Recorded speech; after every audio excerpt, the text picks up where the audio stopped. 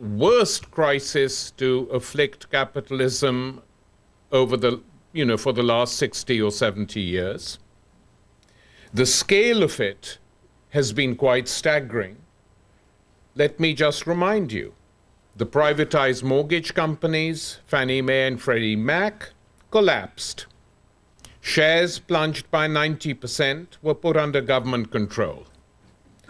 Lehman Brothers went bankrupt. Shotgun marriages were initiated, and marrying off one big bank to another. Massive bailouts as dowry for the new wedding. And it's the largest dowry that has been paid to a corporate couple, or couples, because it was a collective wedding, which now runs into trillions of dollars.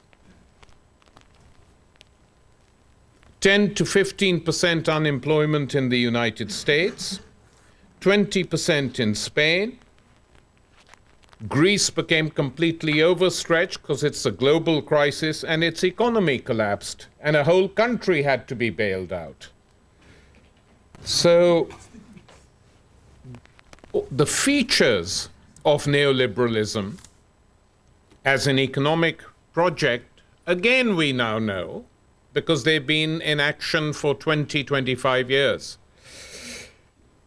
Destruction of existing structures, deindustrialization, privatization of state utilities, deregulation, and a link between money and politics that has now reached such a level that it makes a farce of democratic functioning. And in the United States, this is now an art form. The lobby system, sort of membership of the Senate. But what I forgot to say is that where were the Arab American or Palestinian billionaires? Because at least they should have bought 10 senators. I'm not saying asking for too much. 10 senators and possibly 40 congressmen would have helped to have some opposition. And since it takes money to do this, let's buy them. Unfortunately, the left can't buy them because we don't have any money. But that is a system which Sheldon Wallin is now calling Democracy Inc. from his perch at Princeton. And it is disturbing a lot of political scientists in the United States. So this is the context in which Barack Obama comes to power. What was the campaign? What did he promise in the campaign? If you think about it, and I've just been rereading most of his campaign speeches, and it's very fine words and beautifully delivered and uplifting, but largely vacuous. Promised very little, and he was very careful about that. It wasn't an accident that very little was promised. And even on healthcare, the big issue of the campaign, already in the primary campaign, he had begun to back down. And the final retreat we saw in what took place is that the insurance companies and their lobbyists essentially wrote the healthcare bill, so that the insurance companies will make even more money under this healthcare bill. Curiously enough, the position of both Hillary Clinton and Edwards was a bit more progressive. And in fact, if you want to see a bill, a proposed bill that was even more progressive, you have to go and see the proposals which Nixon made. I'm not kidding. Nixon's healthcare bill, a number of active doctor activists in the States tell me we would be prepared to die for it now.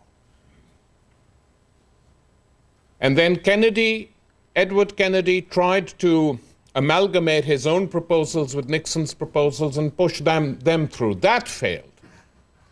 And the lobby against it at that time was the American Medical Association, basically fat cat doctors who didn't want to lose money and thought they were doing quite well by the system.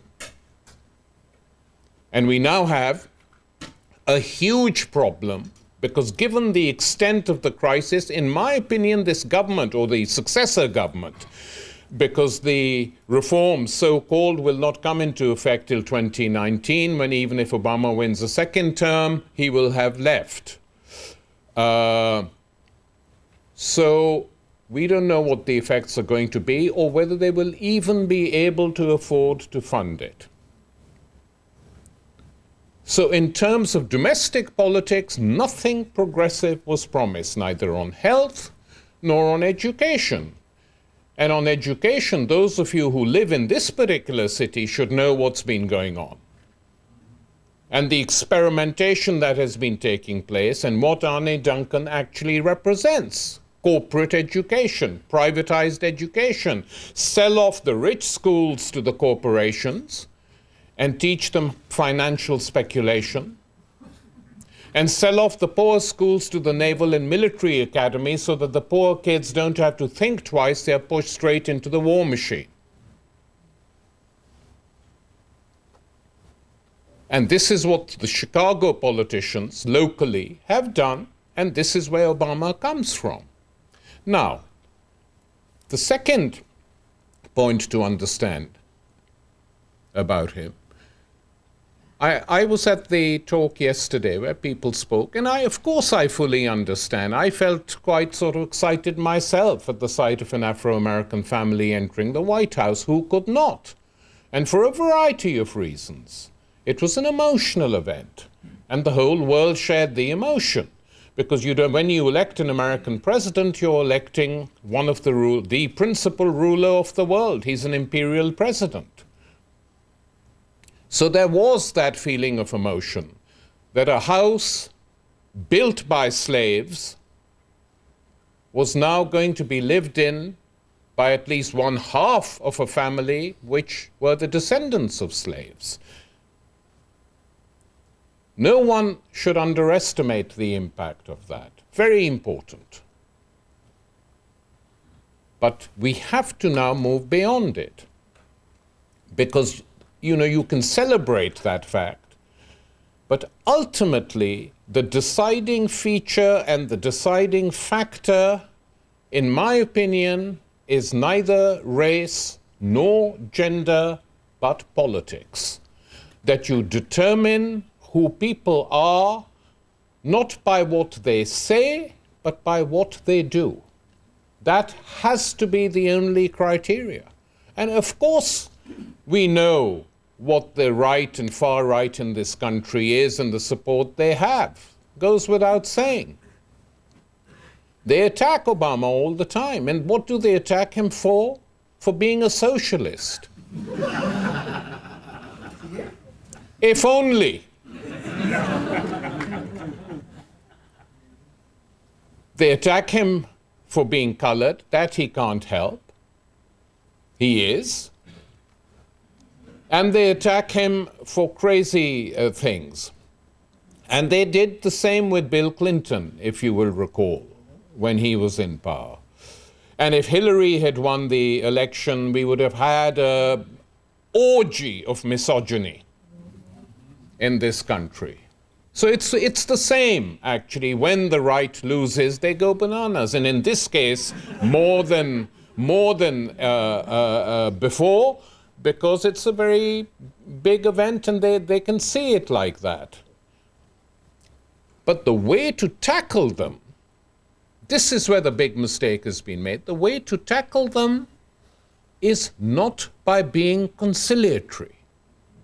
Because if you are conciliatory to your political opponents, you lose many of the supporters who actually pushed you into power. And that means you lose the next time because you haven't done anything to justify the support of those who were moved by you, who came to your campaigns, who dragged their parents out to vote for you. And you slap them in the face because they you take them for granted. And that's a very dangerous thing to do in politics, whether politics of the left or mainstream politics, to take your support for granted. It has to be earned. So if we look beyond domestic policies now to Obama's foreign policies, we find a situation where the continuities with the previous regime are all there. And I was never one of those who said that the United States had been hijacked by a bunch of far-right extremists behaving in a totally irrational way. Because, you know, it's to forget what history is when you talk like that. I mean, we know perfectly well that this is an imperial state. And this is an imperial state in which Democrats and Republicans, when they've been in power, have carried out what they think are the interests of that state. So to get totally worked up by W and you know, pretend that he was somehow unusual, well, it's not even that he was unusual on the level of intelligence, because we'd had Reagan before him.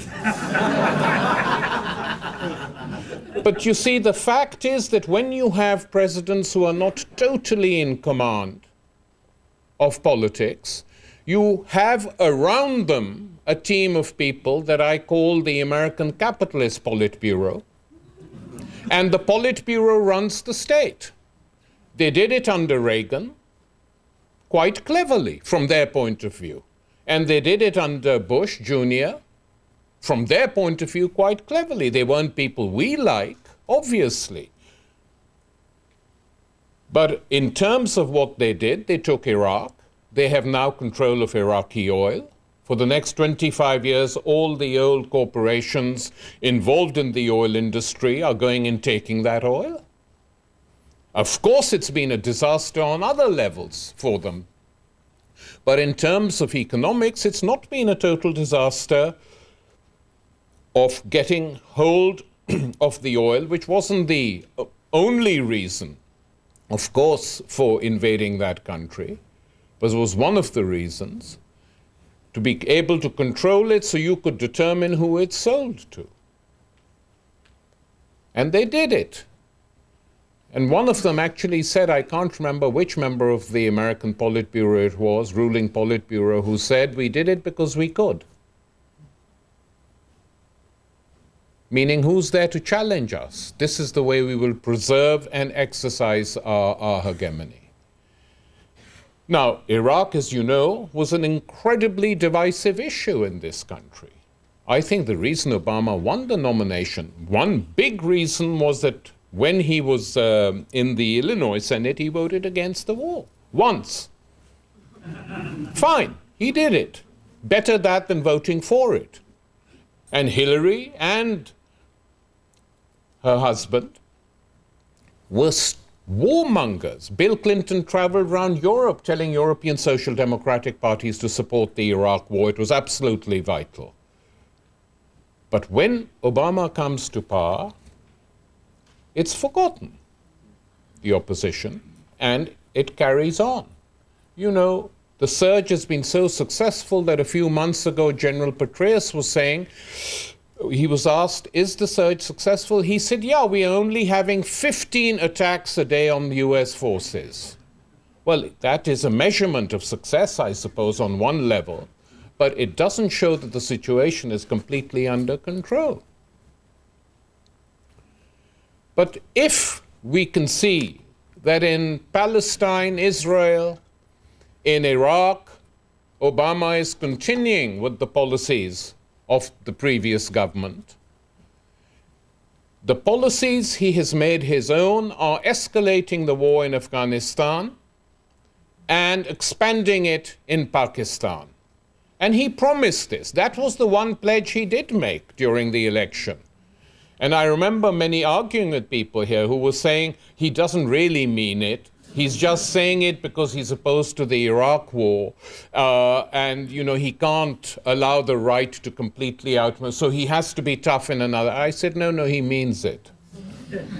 The way it was said. He obviously meant it, and there was a debate going on in the US administration at that time and still as to whether the best way forward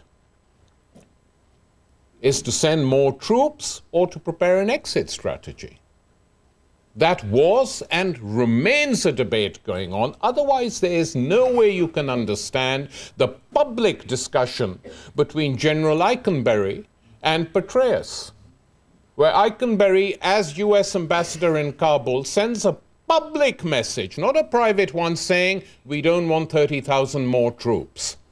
Unheard of in a war situation and occupation for two senior figures to be arguing, which showed that there was a division. And that division, which remains, in my opinion, Obama came down on the side of those who were for the surge, because that is what he had argued for, probably in consultations with some of the people inside the military. And that war is now turning out, as many of us predicted, a total and complete disaster. They are fed up with their puppet ruler, their Karzai. And whereas in the good old days, they just bumped him off and replaced him with someone else, as they did many a time in South Vietnam. If someone didn't suit their needs, get rid of him and find someone else. In Afghanistan, it's not so easy to find someone else. That is, and Karzai knows it. Because lots of puppet rulers, suddenly, they've been kept in power so long, suddenly begin to think we really are important. And we can do without the Americans. We can do without NATO. Well, we'll see. I doubt it. And they make so much money, like Karzai and his family have, and they buy a limited base of support with money, that they think that that makes them popular. Well, you know, they don't know how much they are hated because they're cut off from all that world.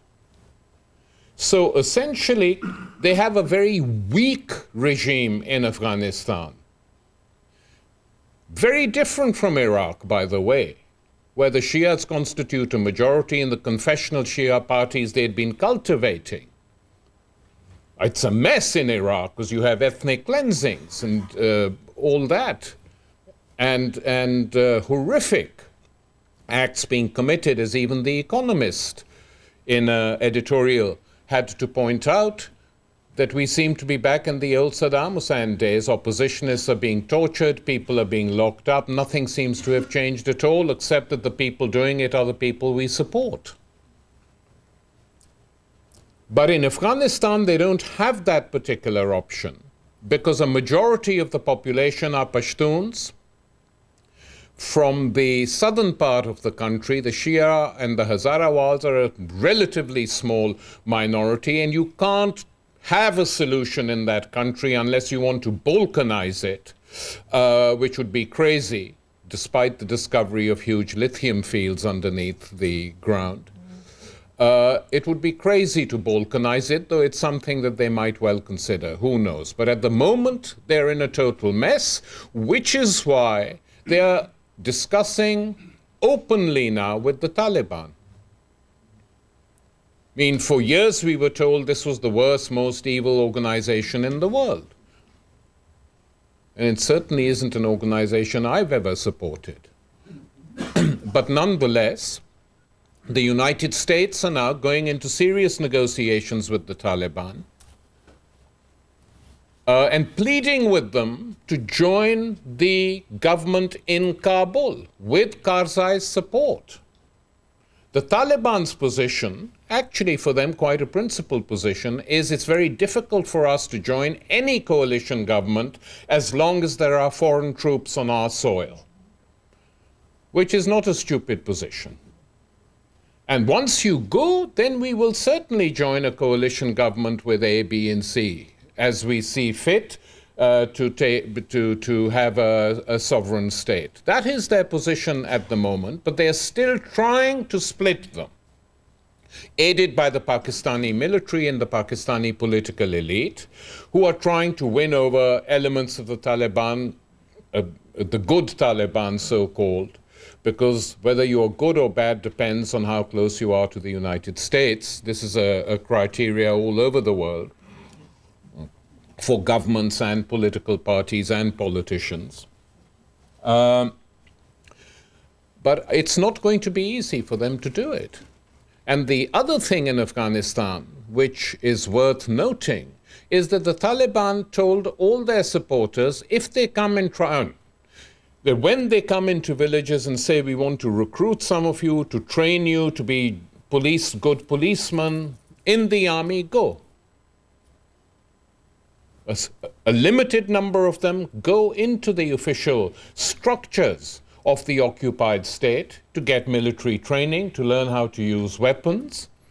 And there was this, 3 big incidents. One was a guy who they thought was completely on their side, recruited by the CIA, who went in and shot the top intelligence officials of the NATO powers in Afghanistan. And they were surprised. Why the hell are you surprised? Every guerrilla insurgent organization tries to do that. The Algerians did it, the Vietnamese did it. Whatever ideology you are, there is a certain logic to resisting. And unless you're completely crazy, you try and infiltrate.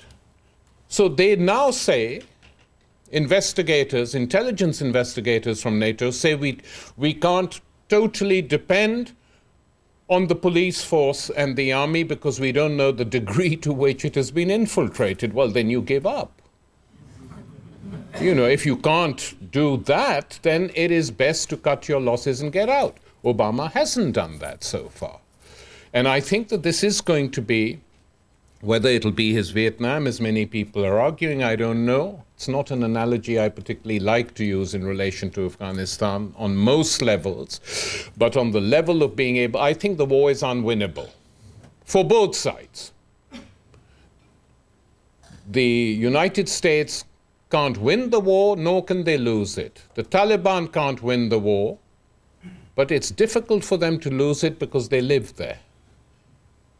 So unless you have a permanent occupation, indefinite occupation, this business is going to go on.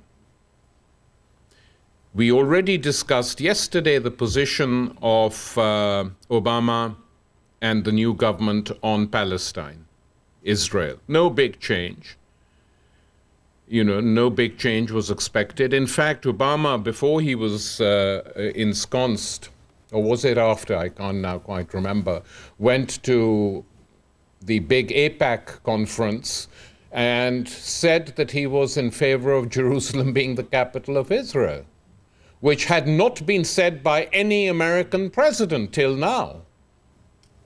And they had to retract a bit. Even the Israelis must have been a bit taken aback. So he had to retract a bit. But his position on Israel-Palestine was very much, it was obvious what it was going to be when he appointed his new chief of staff. A sort of, tried and trusted and tested Zionist Doberman, who's been a member of the IDF, fought inside the IDF as a staunch Zionist, as is his family in Israel. There's no big secret about it. So we were obviously not going to have any big changes on that. Were we going to have any big changes in the Far East? When the Japanese, after decades, chucked out the Liberal Democratic Party government, which, Japan had been run as a one-party client state, and this party had been in power. Finally, you had an opposition party winning, and the reason they won was that they pledged that they would ask American troops to leave Okinawa and find some other place to settle down. They were told by Gates, that's if people don't think there is continuity, you look at the personnel that have been appointed. Gates continues at the Pentagon. Panetta, Clinton's old crony, when he was appointed to head the CIA, said that he was not, opposed to most of the things that had been done, and he was certainly not in favor of revealing CIA secrets because we were living in difficult times. His big legal officer who's now being nominated for the Supreme Court, Ms. Kagan. I mean, this is total diversion, whether she's gay or not gay, which I read on the American blogs. Who the hell cares? What is far more worrying is what her politics are. And her politics are extremely reactionary. You know, she defended renditions. The senior legal officer, the head of the Yale Law Department, who's like the sort of pope of the American legal system, is now a senior State Department lawyer. A few weeks ago, he gave a speech, some big convention on international law in the United States, and he said that the use of drones was not illegal. In other words, the US can use drones in any part of the world, or is this a privilege just for Pakistan? They used them, of course, in Somalia, and they've used some of them in Yemen. So they were told that drones were now legal. Just imagine if these remarks had been made by senior people within the Bush administration. All hell would have broken loose. And these are double standards you have to try and avoid. When Bush did A, B, and C, he was attacked. When the Obama administration does the same thing, people try and look for excuses. But you know, the excuses are no longer there. Ask yourself, could he have become president had he not been deeply committed to the system? And become president through the Chicago machine, which was backing him through hell and high water? And when Daley wanted to punish Bobby Rush for running against him, what did he do? He got Obama to challenge him in the primaries. Obama failed. But the challenge, he agreed to challenge him. Well, why had Rush had the nerve to challenge Daley? If you read Ricky Hendon's book about what happened in the Illinois Senate when they were trying to push through cuts in the poorest areas of Chicago, Obama, then a member of that Illinois Senate, voted for all the cuts. And when Hendon went and confronted him and said, what the hell do you think you're doing? He said, and this is an Afro-American senator, by the way, Hendon. When he said, what the hell are you doing? You're voting for the cuts which are going to deprive black people in Chicago, Afro-American and poor communities of everything which they're pushing through. He said, Obama looked at me icily and said, we have to be fiscally prudent. This is in Hendon's memoirs. And then when it came to cuts on the South Side, he didn't know they were coming. He then got up and made a big speech attacking them, but then they were voted through. And there were fisticuffs between him and Hendon outside. It's quite an astonishing piece of writing in Hendon's memoirs. So the fisticuffs are with an Afro-American colleague who's to your left. At least it's quite positive in a way. It shows he can be aggressive. But against his own side, people on his left, Afro-Americans. Not against these people who he's trying to conciliate. So it's not a good story, and it might end badly. The big obsession of the Obama administration is to get a second term. Fine. But for what? To do what? And that's a question that we must always pose. That, it is not enough. Look, surely politics matters. Otherwise, we could argue that the Republicans did more in promoting black politicians to the top. Condi Rice, Colin Powell. Reagan promoted Clarence Thomas first, and then another Republican put him in the Supreme Court. 3 big positions. Condi was, national security advisor to Bush. They were black Afro-Americans, were they not? Did we just say that's fine? No. They were attacked from within the Afro-American community because people didn't like the politics they were pursuing. And Clarence Thomas, by the way, used to be a Black Panther once upon a time. I don't know how many of you knew that. It's an awful thought, but he was. So that's what's happened. So the criteria for judging has to be a political criteria. It can't be a good man fallen amongst bad people. Because the good man, give him some credit. He's an extremely intelligent man. He knows how he got in and what he's doing. And to be perfectly frank with you, his politics are not good. He is not part of that radical Afro-American tradition. He's post all that, like many other Afro-American politicians. Jesse Jackson was the last of those who would go and fight for trade unionists when the mood took him. He would go and defend the poor. And he was pretty effective at it, Jesse, when he did it. But that was the last of the old generation. And with the big shift to the right that took place, it was always foolish to imagine that many radicals, Afro-American radical intellectuals, would not go with that shift. Many did, unfortunately. And politics changed. And the new politics were meant to be post all that. Post-socialist, they said in Europe. Post-liberal, they said here, as they pushed through neoliberalism. That has been the way these people were formed. Now, I want to end on,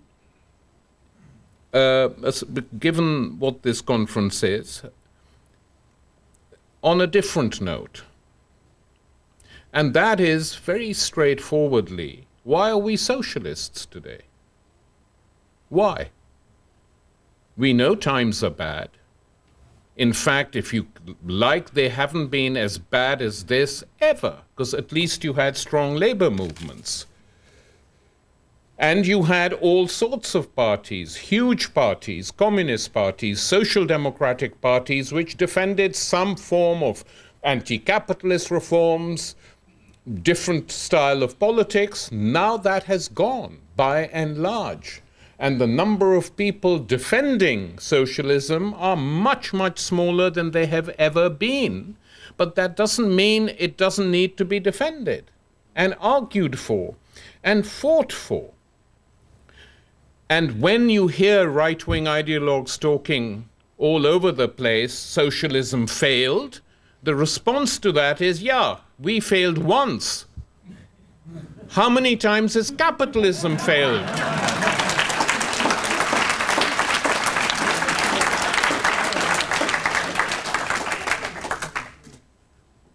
And the reason for the big failure was also rooted in history and politics and economics. There was a total contrast between the vision of a socialist society sketched by Marx and the reality of what existed in the 20th century states that defined themselves as socialist. This wasn't due to good people or bad people, but economically, these revolutions took place in countries which were austere and backward. Their total output constrained by scarcities, a low productivity of labor. That was not what had been thought up by the founders of socialism. In fact, when Trotsky once was asked, which country do you think is most ripe for socialism, being a good Marxist, he replied, the United States of America, because of the level of productive forces. And one tends to forget that. But, you know, ultimately, history and economics caught up with these societies. Politically, they were dominated by authoritarian state apparatuses, which denied civic liberties, expropriated the rights of organization and association. Culturally, they imposed an official monopoly on the means of communication, a repressive regulation of ideas, the exaltation of the nation. Bureaucracy became the master of all social life. All this was remote from the early expectations of all of them, by the way. Even the leaders of the Russian Revolution who made it didn't want it to go in that way. Because socialism was meant to be based on the economics of what? Abundance.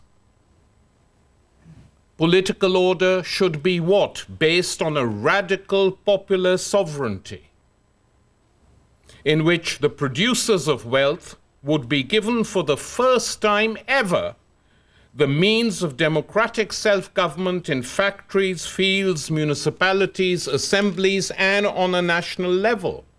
That culture would be diverse and variegated, moving beyond all existing boundaries, beyond capital and beyond nation. So we have to see this as a long transition, probably now, which will be a transition even longer than the transition from feudalism to capitalism. That is how we have to see a transition from capitalism to socialism. It's going to be a long haul. And the big difference between a transition to socialism and a transition to capitalism is the following, that socialism was always a conscious movement of people knowing where they were going, knowing the reasons why they were going, and being very realistic and hard-headed about what it needed to get there. And it's a long way away. And because it seems longer, we then get upset and angry by many things, including Obama. But you know, Obama essentially is a Democrat politician, a very clever one, talks very well, very slick. He is no more than that. And it is foolish and it's actually unfair to Obama to imagine that he is more than that. He has never said he's more than that. So why should we imagine it? Because we ourselves are desperate for something more. But that is fine. He is not, or the Democrats are not going to supply it. They never have, and they're not going to. With Obama, with Hillary Clinton, with whoever. It's not going to work out like that, because that is not how politics changes. Politics changes when you have mass movements from below. That is what helped to bring about the New Deal, which we now think was a great golden age. It wasn't so golden, but in any case, it was better than what followed. But it happened because of the big, big movements from below, which we see in South America today, which is why those politicians are much, much better than anything else anywhere else in the world. They are being pushed from below to change things, and because they believe in change themselves, they are actually beginning to change something. Structural reforms are being pushed through by them. A long way from revolution, but important structural reforms. So one has got to take the long view, because one thing we should remember, that the golden age is not behind us. The golden age lies ahead of us.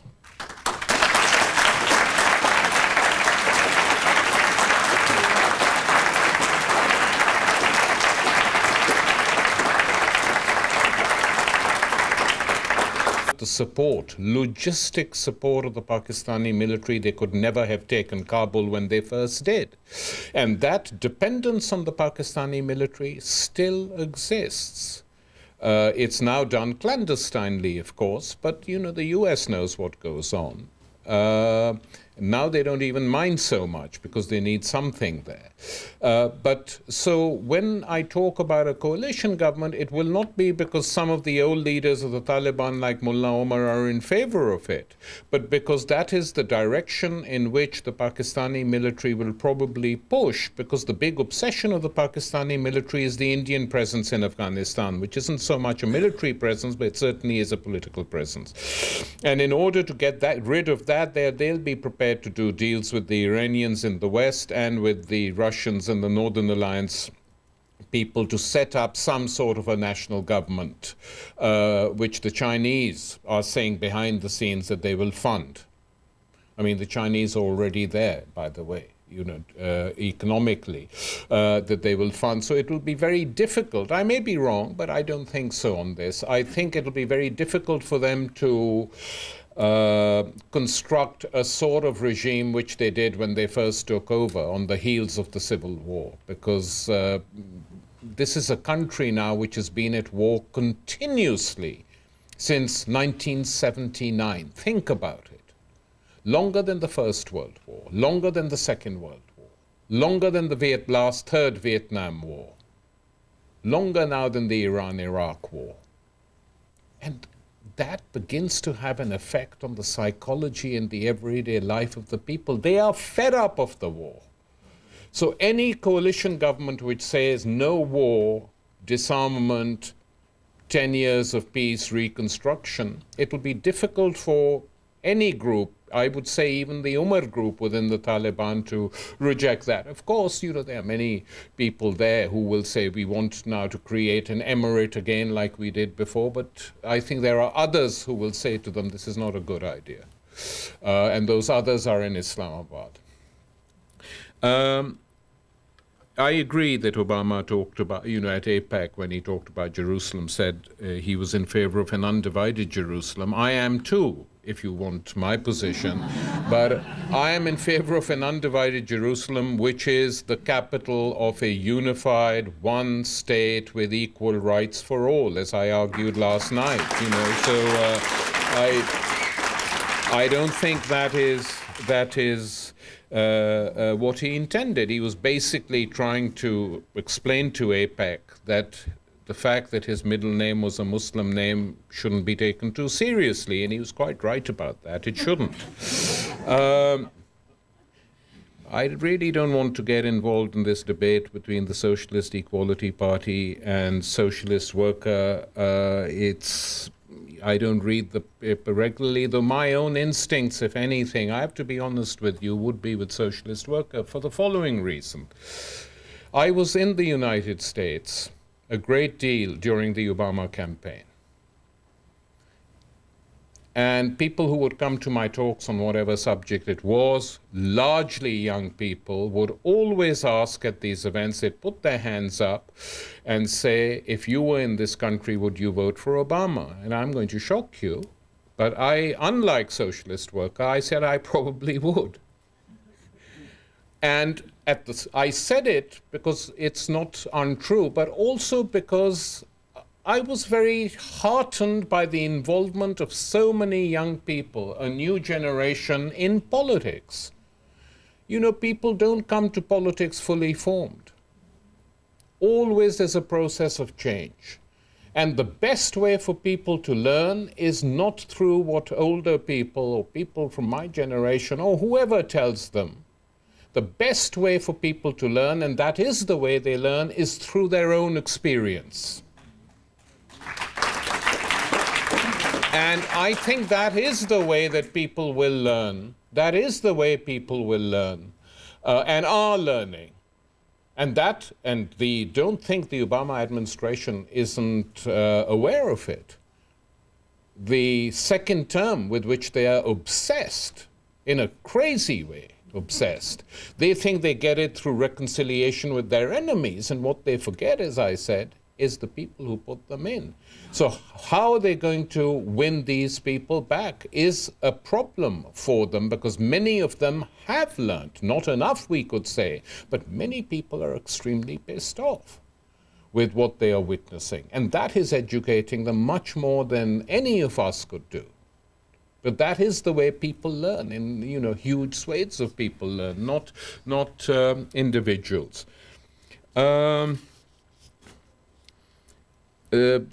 I talk about the importance of politics, you know, I don't need to spell it out. Obviously, when I talk about politics, it is politics in the interests of working people, low-income families, people who are ignored by the system. That's the sort of politics I'm in favor of, and how to mobilize them. I mean, you know, what do you do when you go into an area where people are struggling for basic things, for their houses not to be repossessed and taken up But they at the same time, large numbers of Africa saying, well, we're still giving Obama a chance. What do you say to them? You're traitors? We're going to shoot you dead? No. You explain to them and work with them and hope that they will understand as their struggles proceed. So it's from that point of view, it remains an interesting time. Of course, we have to spell out very clearly what we think. The big problem is systemic. And that's something you can't get away from. But that's the way I would do it. The question asked about the Supreme Court ruling on corporate finance. Look, that was such a scandal that not only Democrats, but many moderate Republicans were shocked by that particular decision, as they should be. On the other hand, if you look at it completely cold-bloodedly, all the Supreme Court was doing, and given its function in this society, was saying that this system exists, so we might as well recognize it. I mean, don't ignore that fact.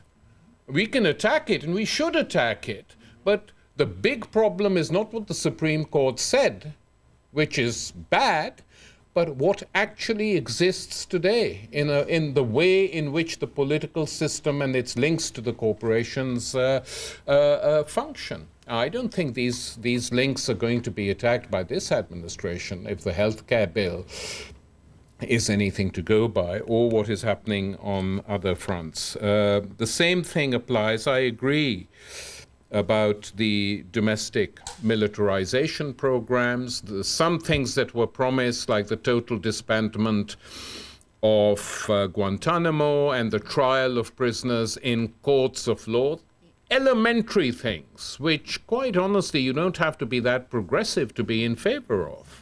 They're elementary. Even these things haven't been pushed through. Because once a state gets involved in emergency politics, and the United States has been in an emergency since the Second World War, and then the Cold War created its own emergencies, and then we had the War of Terror emergencies, so emergency politics become a way of life for the people in power, and they don't like relinquishing any of those rights which they have acquired, executive power, for instance, and what it can do, and a totally weak and tame Congress and Senate. So this attack on civil liberties will continue, and what they don't understand, is that the militarization, the attacks on immigrants, the border wall, this is the United States doing this? A country of immigrants? Saying, we've climbed up the ladder and got here, now we're chucking the ladder away forever. You can't do it. It's not going to work. I mean, and when the Hispanic population mobilized on that one day or on the strike, it was very powerful, and they will do so again if this carries on. I mean, what are we waiting for in Arizona now? For a cactus Nacht?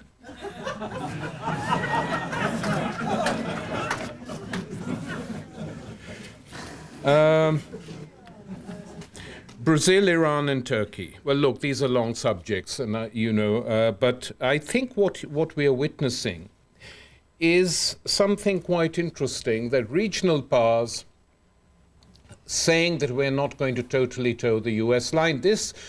In the Cold War days, the world was divided on Cold War lines. There was the Warsaw Pact, there was NATO, there were the non-aligned movement, which took up independent positions led by Yugoslavia, Tito, Nehru of India, Nasser of Egypt, saying we're not part of any camp, but often taking up anti-imperialist positions. And when they took them up, they had more credibility, to be frank. So that world all disappeared in the 90s with the fall of the Berlin Wall, when the American power and capitalism and imperialism became hegemonic. There was no challenge to them. Slowly, challenges built up. And the continent where these challenges built up the most was South America. One after the other, they broke. with neoliberalism and with the right of the US to dominate their continent. Mexico too would have gone if they hadn't rigged the elections. But they rigged them pretty badly and pretty openly. You know, there are documentaries made about it which actually show what happened to quite a lot of the ballot boxes. They filmed them. So Mexico didn't make that move because the elections were rigged, but other parts of South America did. Now, the interesting thing about Brazil, to the comrade who asked, that Lula is, on domestic politics, remained a loyal neoliberal. But what he did break from was a pattern where every Brazilian government did the bidding of the United States. And this Lula refused to do because he knew it was not popular in Brazil, certainly not popular amongst the majority of his supporters. So when Evo Morales was elected in Bolivia and he was asked to destabilize Bolivia, he said, no, I'm not going to do it with Morales, I'm not going to do it with Chavez. That time has gone. And they didn't like hearing that, but he did it. What is interesting about the Brazilians linking up with the Turks to stop sanctions by getting the Iranians to agree to the measures which the US administration was asking them a year and a half ago. They've done it. But the fact is, it's got nothing to do with any of that. The pressure on Iran comes exclusively from Israel. There's no two ways about that, to preserve their nuclear monopoly in the region. That is where the pressure comes from.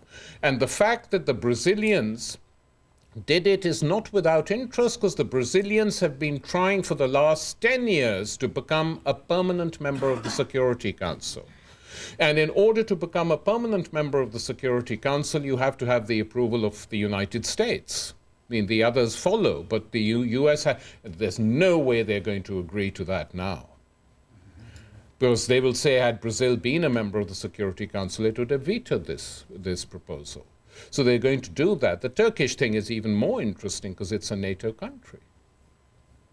Under the NATO treaty, it could have invoked that its ship had been attacked in the public seas and its citizens killed and asked on NATO to come and protect it. He missed a trick there because of who he is. You know, they're essentially, the government in Turkey are, you know, quite conservative on many things. A bit like Christian Democrats, except that they're Muslims. And that is how they operate. But the fact that they feel obliged to do it is also linked to their own needs in the region, and they are playing a larger and larger role. They are not happy at the big role that the Israelis are playing in Kurdistan in Iraq, which is basically an Israeli-US protectorate. Big Israeli business interests present there.